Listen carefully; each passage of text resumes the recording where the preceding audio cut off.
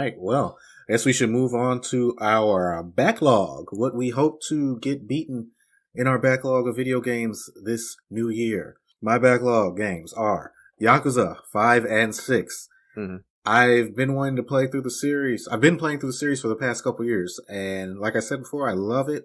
I know these next two games are supposed to be really good, some of the best in the series. But the real reason that I want to get through them so fast is because I really, really want to play Yakuza Like a Dragon. Yeah, me too, actually. Because they changed up the gameplay to a turn-based RPG, and it's just craziness. Like, I saw a scene of Goro Majima doing a special move, I guess. He's running down a building, and then he starts throwing a couple of knives, and then he turns around, and like 1,000 knives fly out, and that's like his special move. And it's just... I saw that. It looked pretty nice. Yeah, and it's just like taking the already over-the-top Yakuza style and just elevating it with that RPG tropes. Yeah, exactly. I love it. With that super Japanese flair that we all love here at Player 2 as the podcast. And the other game on my backlog is East Memories of Celceta. Y'all know, y'all listen to us, we love East. And East 9 is right around the corner. February 21st, I think. Wow. Yeah, it's really close. It's coming out in February. So I would like to get that game beaten before 9 comes out. But I don't know if I will because I'm just scared that if I play 9, I'm not going to want to go back. Maybe. Maybe. But, I mean, these games are all good in their own right. So I may not have that problem. I might. We'll just have to wait and see. I will let you know. You know, I hate to say it because I know I told you I wasn't really sure what my backlog would be before we started recording, but your backlog is my backlog. Yeah? Well, not exactly. I want to play, I don't need to play the other Yakuzas. I want to play Like a Dragon. Yeah. It's a game in 2020 that came out that's gotten a lot of buzz. A lot of people really love it. I mean, it's like their favorite Yakuza game.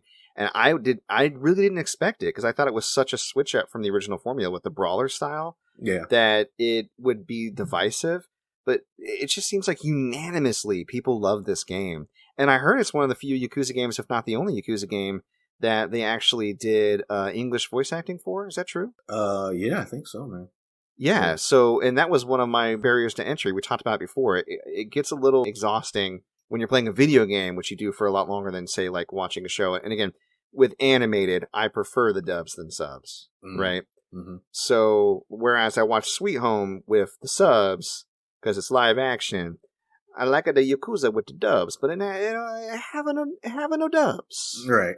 So, if that's true, if I heard that right, I extra want to check it out. And like you, I picked up Memories of Celceta, and I would like to play that before 9. I have a little bit more time, because my 9 is the Switch version, which ain't coming out till the summer. Oh. So, and I don't mind waiting, because I got Persona 5 Strikers to hold me down, which launches me into my most anticipated games of 2021. Oh, pew, pew, pew, pew, pew, pew, pew. 2021 anticipated games. I'm Aziz Ansari. Oh no, you should! So, just to rattle them off, these are the games coming out this year that I'm most excited about and I really want to play. First, Dungeons & Dragons Dark Alliance. It's actually following the Legend of Drizzt Heroes, like that whole kind of series of books, and I've read them and I love those books. They're some of my favorite books. Drizzt Do'Urden is one of my favorite literary characters of all time. Mm-hmm. So I'm super excited to play that. Nerd. Plus, big fan of Dark Alliance, like back in the PS2 days. I didn't have a PC, but I played the Baldur's Gate games on PS2. And total nerd.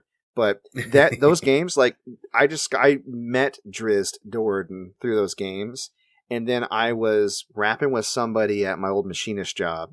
We were talking books. And I liked already to read kind of fantasy novels anyways. I was reading this series called The Belgariad by David Eddings, which is actually a really good series. It's a little Lord of the Rings-esque, but easier to digest. And he recommended the Dark Elf Trilogy, which is kind of like a prequel of books that outlines Drizzt's origins. And if you don't know who Drizzt Do'Urden is in the Dungeons & Dragons mythology, he's a dark elf. And dark elves live in the underground in kind of like a subterranean area. So they all have like red eyes because they view infrared. And they're mainly a bad race. Like they attack other people. They worship the spider god Lolth, I think her name is. And she's just very vicious. And Drizzt is born in a matriarchal society as a young male dark elf with violet eyes. Uh-oh. And he ends up kind of like immediately seeing the evils and the atrocities wrought by his people and kind of being against it. But also because of the color of his skin, he's often feared and attacked by people on the surface world too. So he has like a identity crisis, and it touches on a lot of stuff. It touches on stereotypes. It touches on racism. It touches on being an outcast. It touches on cultural expectations. It gets surprisingly deep for a book written about a fantasy character in the 80s. Okay. And it really touched me on like a deep emotional level. So for people who are interested, check that out. Didn't mean to go that much into Dark Alliance, but let's just rattle out the other ones. God of War Ragnarok. Yeah. Pew, pew, pew, pew. Breath of the Wild 2. You know it. All right. Pokemon Snap. All right. Coming out this year, I believe. Persona 5 Strikers, I just mentioned. Ratchet and Clank, Rift Apart, Resident Evil Village. And these are the games Mikey likey.